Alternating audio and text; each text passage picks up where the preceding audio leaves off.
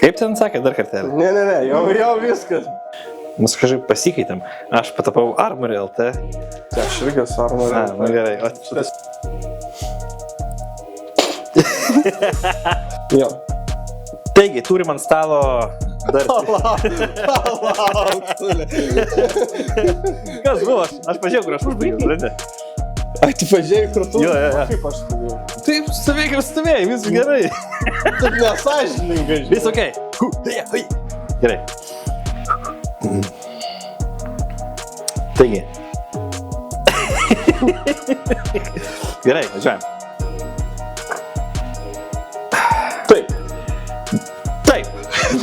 Taip, sutinku. Gera mintis Gerai. buvo. Tuliškai vadinami čiaukai, tai, pagal iš angliško žodžio jie čiaukina vamzdį, taip pat sudaros. Tai jie spaudžia, jie suvalgo. Jis suvalgo. Suvalgo.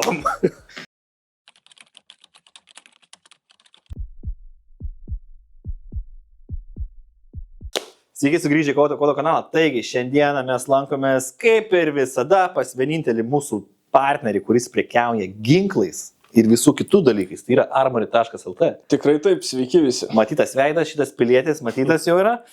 Tai šiandien apie ką mes šnekėsim? Šiandieną lygiavamzdžiai, jų paskirtis, kam jie naudojami, kokius šovinius jie valgo ir kiek kainuoja ir kokie jiems yra rinka Lietuvoje. Super. Tai mes jau su Armory LT apšnekėjom apie karabinus, apie pistoletus, dabar lygiavamzdžiai. O kitais metais bus kas? Testavimui. Kulkosvaidžiai! Bus ir kulkosvaidžių, bet Juokauja. kulkosvaidžių reikia dar daug. Jo, reikia daug kulkosvaidžių gal tikrai ir nebus dar kitais metais. Nors Šturmgeverą jau filmavom. Ten toks... Jo, Šturmgeveras, techniškai jau kaip ir kulkosvaidžio Jo, klasės kaip ginklas, kulkosvaidis, taip. šveicarai kaip kulkosvaidį klasifikuoja, bet Jo, jis pusiau automatinis. Jo, Tai šturmo nėra ginklas. juostos. Šturmo ginklas. Jo, šturmo ginklas. Taip, kiek... Tai va, tai turbūt kažkada priaugsim ir prie, žinai ko priaugsim? Prie, tarkim, tanko. Kodėl? Ne, ta prasme, tankas yra klasifikuotas kaip A kategorija. Čia jau Tai bus, žinai, jau grinas bus tas God of War, ne? Ne. Gerai, važiuojam. Tai važiuojam apie shotgunus, lygiavamzdžius. Tai gerai, ką mes turim, kokie yra, kam jie skirti. Šiaip iš principo lygiavamzdžiai yra ko gero vienas iš universaliausių ginklų. Mes žinome kaip šotgunai, pompos, vinčikai, visokių turi pravardžių ir taip toliau. Aišku, turi labai paprastas paskirtis. Dažniausiai tai yra medžioklė, sportas, taktinė paskirtis, savygyna. Tai Lietuvoje su B kategorijos savygynos leidimu, jeigu turit pakankamai didelį seifą ir deklaravo teisingai savo, kaip sakant, laikymo ginklo sąlygas, tuo metu jūs galite turėti ir pistoletą savygynai, ir lygiavamzdį ginklą. Aišku, lygiavamzdžio negali nešiotis. Paslėpto. Jo. Šitaip, ta prasme, biškiukai yra paslėptam nešiojimui per didelis. Čia jau tokį pasinešiot, nežinau. Tai yra kaip ir draudžiama.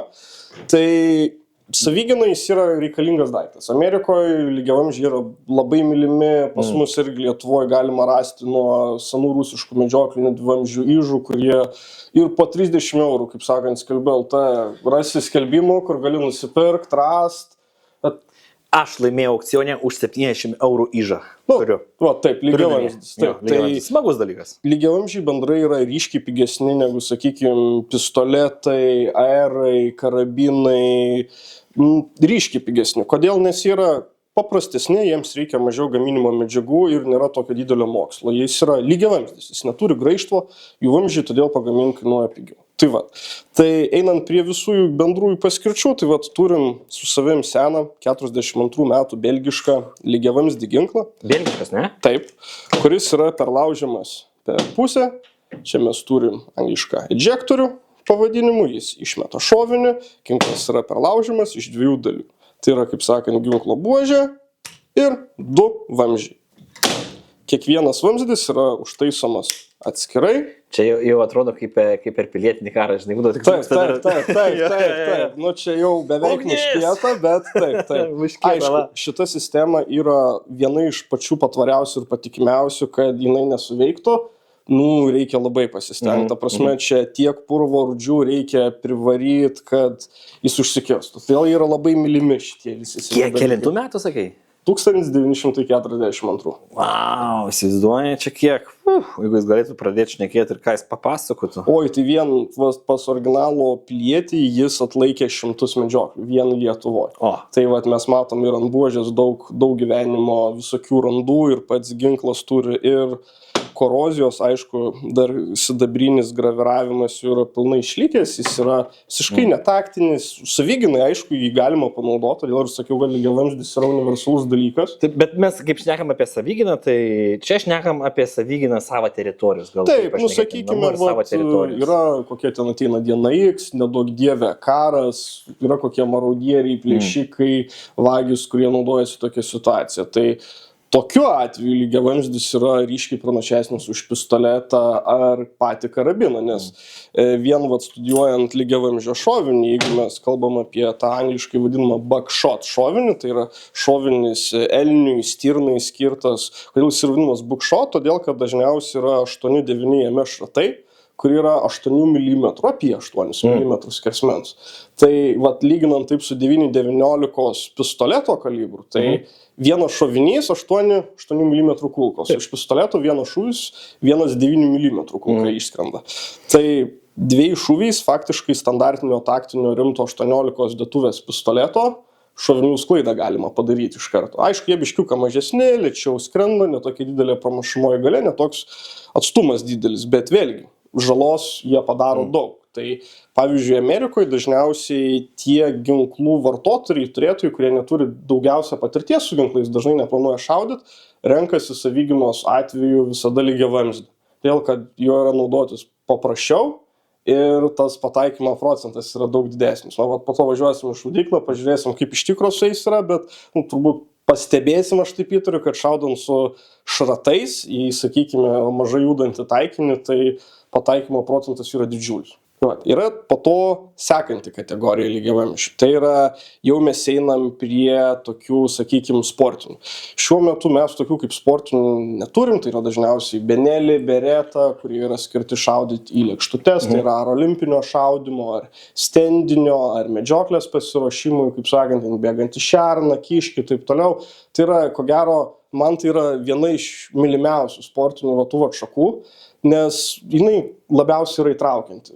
Pavyzdžiui, pistoleto šaudimo varžybose, kad ir yra daug taikinių, yra, sakykime, kliučių ruožas, kurį turi įveikti, tas stendinis šaudimas, jis vis tiek turi tokio kitokio žavesio, kur turi turėti jau tokį refleksą ir žinoti, pajausti, kur ta lėkštutė skrenda, numatyti, apskaičiuosti. Tai tam yra pakankamai nemažai žavesio ir daug klientų, kurie pabando pirmą, antrą kartą taip pat pašaudyti, dažniausiai ir labai užsikabinant, būtent šitos ginklų sporto šakos. Tant apie trečią paskirtį, mes turime taktinius lygiavamzdžius ginklus. Tai dažniausiai jie būna pusiautomatiniai, mes jau turime tada ir vadinamas tas liaudiškai pompas, kur yra Winchesteris, Mossbergas geriausiai žinomas. Šiuo metu dabar jų turim vieną įdomesnę pompą, apie kurią po to pakalbėsim, tai galėsim arčiau prie jos prieiti, bet pagrinde dabar rinkoje, sakykime, taktinis lygiavamzdis praktiškai turi 3 paskirtis. Tai yra pastato šturmas. Antra paskirtis yra dabar labiausiai kalbama ir ko gero geriausiai žinoma, tai yra dronai, nes dronai ir lėkštutės netaip toli, kaip sakant, skiriasi. Dažniausiai lėkštutės skrenda nuo tavęs, o dronas skrenda į tave. Ir kažką turi. Jo, tai kai kurie lėkštučių sportininkai ginčiasi, kad į droną pataikyti turėtų būti paprasčiau negu į lėkštutį, nes taikinys artėja. Taip. Bet iš kitos pusės žiūrint, dronas artėja ryškiai didesniu greičiu ir jis yra žmogaus valdomas, visokie zigzagai ir taip toliau. Tai būtent dronams todėl yra naudojami pusiautomatiniai ginklai, kurie talpina ryškiai daugiau šovinių negu, sakykime, jeigu mes turim tą konkretų dvivamzdį, jis talpino 2 šovinius. Tai jis turi 2 pataikymo tikimybės. Tai 2 galimybės. Jo, jeigu mes turim, sakykime, Benelli legendinį M4 arba, pavyzdžiui, kaip čia Revolution Arms pusiau automatinį Impact R4 ginklą, kuris iš principo yra beveik Benelio M4 klonas, tai mes jame talpinam 7+1 šovinį, tai 8 šovinys keliauja jau tiesiai į vamzdį. Aišku, galima dar įdėti 8, mes tą po to irgi vėliau šaudykloje parodysim, kaip yra tas daroma. Tai vat, kada mes turim, sakykime, 8 šovinius, kurių ciklas yra pusiau automatinis, tai reiškia, nereikia kiekvieną kartą, kaip sakykime, užtaisyti to lygiavamzdžio, tai mes ryškiai greičiau galim pataikyti taikinį ir padaryti ryškiai didesnį šatų debesį, kas yra labai efektyvu. Ir trečioji ta tokia taktinė paskirtis, tai yra durų atidarimo. Dažniausiai ant lygiavamzdžio, aišku, galima ir su tokiu tą patį padaryti, tas duris, kaip sakant, atidaryti, bet, nerekomenduojama, nes grįžtamos dujos, kai kurie šatai rikošentuojat, jis gali sugadinti vamzdį, bet būtent šitam breachingui, kaip jis angliškai vadinamas dažniausiai, nes lietuvių kalboje, ko gero, nesutiksit nei vieno, bent jau kiek žiūrėjau, video arba forumo, kur piliečiai kalba, vat, kaip taisyklingai reikėtų atidarinėti duris su lygiavamzdžiu, pavyzdžiui, slūžinėti jas. Tai dažniausiai rasit visą informaciją on breaching, angliškai ta prasme. Tai šitoj vietoj užsideda kompensatorius papildomas, jis yra su tokiu kaip ir žvaigždute į priekį, trikampiais dažniausiai būna. Tai yra padaryta dėl to, kad leistų dujom išeiti pro šoną. Tai va. Ir turim, kaip sakant, 3 paskirtis ir 4 lygiavamzdžius ant stalo. Tai vat galim juos dabar pasižiūrėti biškiuką atidžiau ir pasižiūrėti, kokie yra jų mechanizmai ir kuo iš principo skiriasi. Pasižiūrim. Ant stalo turim 2 pusiau automatinius lygiavamzdžius Revolution Arms ginklus. Tai turim vieną visiškai standartinį, visiems puikiai pažįstamą su medinė buožė. Tai vat, dabar mes palyginsim, kuo skiriasi visiškai standartinis lygiavamzdis nuo tokio jau, sakykime, taktinio, kuris jau pakankamai naudojamas tiek kariuomenėse, tiek Ukrainoje. Tai pirmas dalykėlis, kuris skiriasi, tai yra medinė buožė nuo plasmasinės. Su medinė buožė taktiniam panaudojimui yra vienas niuansas, kuris buvo pastebėtas dar net Vietnamo karo metais. Dažniausiai lygiavamzdžio buožės pradėkime nuo jau medžiagų. Tai yra riešutmedis. Tai yra pats populiariausias medis, kuris yra naudojamas. Riešutmedis, jeigu mes jį naudojam, sakykime, dienos X karo taktikom, karo lauke, kur yra šlapia, lyja lietus, po to, sakykime, sekančią dieną kaitra saulė, medis labai mėgsta banguotis. Tai yra labai, labai bloga savybė, kuri sumažina taiklumą. Tai iš karto moderniam variante turim plasmasinę buožę, kuri yra labiau pritaikoma įvairaus tipo žmonių sudėjimams, rankoms.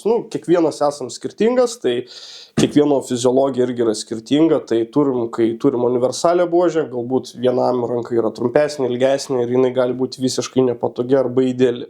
Su tokia modernesnė plasmasinė buožė mes jau turim pakankamai gerą pasirinkimą, kur galim ją pasistatyti ir kaip galim su ją operuoti.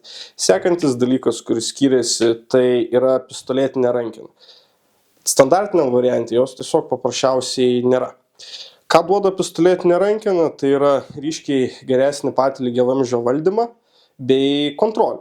Kontrolė tokiam ginklui, kuris turi tikrai nemažą atatranką, tai yra svarbus dalykas. Jeigu jūs, sakykime, medžiojat, mažai sportuojat, tai galbūt tai ir nėra jums prioritetas. Jeigu jūs norit jį naudoti taktiniam panaudojimui, jūs turbūt ir treniruosite su juo daug, tai tampa labai svarbus dalykas. Plius, jeigu jūs šaudot su pistoletais, su aerais, jūsų jau refleksas irgi bus pripratęs prie tokios rankenos. Tai dažnas klientas irgi net atėjęs, jeigu turi, sakykime, keletą pistoletų, keletą aero tipo karabinų, kurie turi rankenas, paima šitą buožę ir jam jinai niekaip neprigyja. Pavyzdžiui, snaiperiams, kurie daug turi su pertaisomais ginklais patirties, tai ryškiai jiems maloniau negu pistoletinė rankena, bet čia irgi pasirinkimo reikalas. Sekantis dalykas, kuris skiriasi, tai yra spinos paleidimo mygtukas. Čia yra paprastas mygtukas padarytas, o čia yra mygtukas su praplatinimu, kad jį būtų galima paprasčiau net ir su pirštiniam, kad ir žiemos laikotarpiu pagriebti, paspausti ir spina persitaisytų greitai. Dar vienas dalykėlis, kuris skiriasi, tai yra moderniam variante mes jau turim išlengvintą spiną. Tai išlengvinta spina, ką jinai duoda? Tai jinai duoda daugiau šovinių svorių, su kuriais jūs gali šaudyti. Tai lygiavamzdžio šoviniai turi tokią specifiką, kad pusiautomatinis ginklas, jis dažniausiai būna sukurtas šaudyti tam tikros galios šoviniais. Tai lengvinta spina, ką jinai duoda, kad jūs praktiškai gali šaudyti pigesniais, mažiau parako turinčiais lengvesniais šoviniais ir taip sutaupyti pinigų treniruotėse. Tai Jeigu šaudote daug, tai visai geras ir dalykėlis. Dar vienas dalykas, kas skiriasi būtent tarp šitų modelių, bet dažniausiai ant lygiavamzdžio nesiskirs, tai būtent šitame modelyje mes turime grinai Benelio gamyklos originalią Benelio detalę. Čia mes turime tiesiai Revolution Arms gamyklos pagamintą. Jos vizualiai mažai skiriasi, bet skiriasi pagaminimo medžiagos ir jų kokybė. Tai, galbūt kažkiek patikimumo aspektas yra didesnis šitos detalės. Ir paskutinis dalykas, kuris skiriasi ant šitų dviejų lygiavamzdžių, tai modernus lygiavamzdis, jis jau turi, angliškai tai vadinasi ported barrel, lietuviškai tai yra gręžiotas vamzdis. Ką tas duoda? Atrodo, čia mažai mokslo, galima tam pačiam garaže susigręžioti, taip ne visai išeina. Čia yra pagal fizikos paprasčiausius dujų inercijos dėsnius paskaičiuotos skylės diametrai ir vietos balistiniai, padaryta iš toksai gręžiojimas būtent tam, kad kai jūs šaudot, dalis dujų išeina pro viršų, taip spaudžiant vamzdį žemyn, nes kada jūs šaunat, atranka jums vamzdį visada kelia į viršų, dujų priešinis pasipriešinimas įspaudžia žemyn. To pasiekoje ginklas išlieka, taikikliai jo išlieka plius minus vienoje linijoje. Ir tas pusiau automatiniui lygiavamzdžiui šautuvui, kuris yra sąlyginai greitas, per taisymę yra gan svarbus dalykėlis. Tomai, tai tada pasižiūrėjus vėlgi į šitą ginklą ir tada, jeigu galite palaikyti kolegą, prašau, šitą ginklą. Tai medinis, štai tokia buožė, skirtas kaubojams. Negaliu aš taip sakyti. Gal aš pats kauboju širdį, bet ta prasme... Tai laisvalaikiui labiau, ne? Laisvalaikiui, medžiokliai. Taip. Labiau, ne? O jeigu žiūrim į šitą, tai labiau pataktikuot su juo. Taip. Čia pavadinkim toks visiškai tactical. Taip. O čia yra visiškas kaubojus. Bet nežinau, man ta šerifo klasika vis tiek jinai patinka ir yra labai žavinga. Ne, tikrai taip. Tai visus, kaip pasakyti, skirtumus tarp šito ir tarp šito jau pasižiūrėjom, pamatėm iš arčiau. Tai ką? Ir dar matau tenai vieną ginklą, ne? Taip, John Wicko klasika nauja. John Wicko nauja klasika. Taip. Gražuolė, tai papasakok, kas čia aš įsireikščiau gražiai per pornografiją. Tai yra pakankamai žavinga pornografija, mano supratimu, pakankamai veiksmingas dalykas, tai yra sąlyginai naujas dalykas Lietuvoje. Tai yra bullpupo tipo lygiavamzdis šautuvas. Bullpupai Lietuvoje dar nėra labai populiarūs, turim nemažai atvežtų įvairių turkų, kurie yra tokio ir aero tipo sudėtuvėm, kur yra įvairių legendų, vieniems jie labai yra geri, patvarūs, kiti sako, kad jie stringa, nėra kokybės ir taip toliau. Tai šitas bullpupas, ko jis yra ypatingas, jis nėra pusiau automatinis. Tai yra liaudiškai vadinama pompa. Ir to jis yra žavingas. Jis turi tokį patį 8,5 colio vamzdį, kaip ir prieš tai žiūrėti lygiavamzdžiai. Jeigu mes turim palyginimui lygiavamzdį, kurį žiūrėjome prieš tai, Impactą ir 4, kuris yra 18,5 colio vamzdžio, ir mes turime bullpupo tipo lygiavamzdį, kuris irgi turi tos pačius 18,5 colio. Čia ir yra jo visas gerumas. Jis yra ryškiai trumpesnis, ginklo bazė yra trumpesnis, jis yra patogesnis naudojimui uždarose patalpose, šturmui, sakykime, daugiabučio laiptinėse ir yra toksai kaip ir nauja tendencija, ką mes jau matom kurį laiką pas Europos specialiosios policijos pajėgas, kad spec policija jau pradeda ir naudoti tuos bullpupus, pavyzdžiui, pastato šturmui, durų išlūžimui ir taip toliau. Tai tik tai rodo, kad ta bullpupo platforma jinai populiarėja ir gerėja, nes koks jos yra pagrindas. Kadangi spinai yra šitoj vietoj, galima įdėti ilgesnį vamzdį, strumpinant ginklą, neprarandant taiklumo. Kitas dalykas, kadangi tai yra pompinis mechanizmas, pavadinkim labai paprastai, brutaliai taip, tai jo patikimumo koeficientas irgi yra labai aukštas. Mažas profilis, patikimas ginklas, pakankamai sunkus svoris, nes daug plasmasės, daug metalo ant bullpupo yra. Tai pakankamai geras balansas. Aišku, mes jį po to bandysim šaudykloje, kaip jis iš tikrųjų veikia ir pažiūrėsim, ar iš tikrųjų tai yra tiesa, kad maža atranka ir gera precizika išlaikyti ant tokios trumpos ginklo bazės. Tai tokį ginklą matėm Johno Wicko filme. Taip, lygiai, ne visai tokį patį, principas buvo tas pats, pas jį buvo 3 vamzdžiai, tai buvo kombinuotas lygiavamzdis šautuvas, čia 1 vamzdžio. Tai, Iš kurios pusės pažiūrėsi? Ir, aišku, šoviniai dedasi į dėtuvę. Į dėtuvę. Taip. Tai dedasi į dėtuvę prisijungia. Labai, žinai, ką primena? Primena vieną iš karabinų, dabar neatsiminsiu pavadinimą. Auga A3 Štyro Manlikerio. Taip, bet tai irgi yra tai nėra AERas, tai yra 223 graižtvinis šautuvas, kuris yra tokio pačio bullpup dizaino. Tai irgi jau visiška legenda, jau 3 generacijos yra išėjusios, 4 daroma, tai jis Prancūzijoje, Vakarų Europoje irgi turintis didžiulį pasisekimą karabinas. Štai toks. Ir šiaip, ta prasme, pagal viską, manevringumas turėtų būti belė koks, nes kai pasižiūrim, tai jisai žiūrėk. Taip, jis yra visiškas trumpas. Toks trumpas, taip. Vat iš šio minusų, ką aš galiu pamatyti ant bullpupo, tai yra nereguliuojama buožė.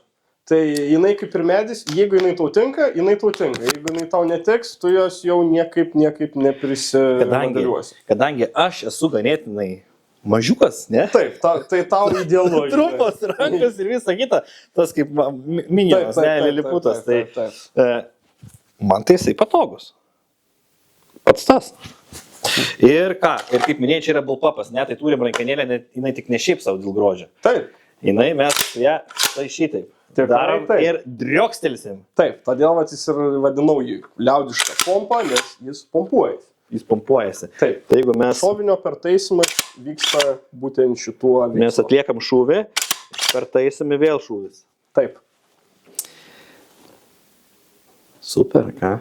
Tai va, išmėginsim jau šaudyklą išturmę. Tai gerai, Tomai, pasišnekėjom apie lygiavamzdžius, jų tipus, kur naudojami, pažiūrėjom kelis skirtingus lygiavamzdžius. Tikrai taip. Dabar mes juos turbūt kažkada išbandysime. Galbūt. Tai laukite video, kaip šitie gražuoliai veikia.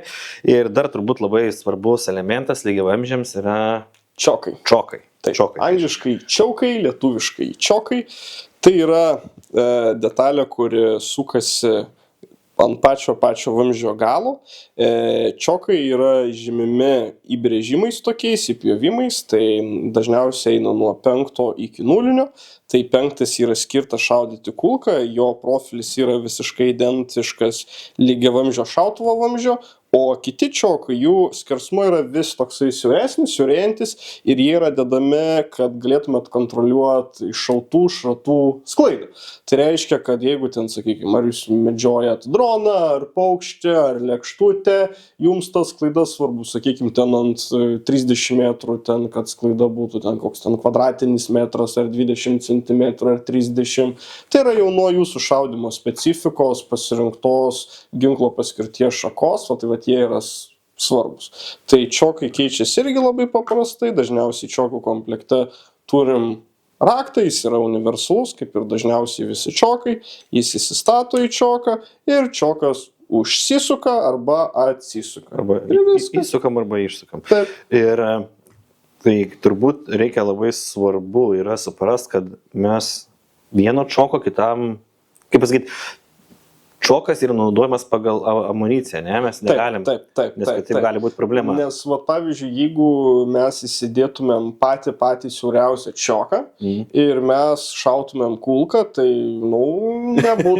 nebūtų smagu. Galbūt ir būtų gerai, galbūt ir ne, nesu bandęs, taip atvirai sakysiu, ne tiek drąsu.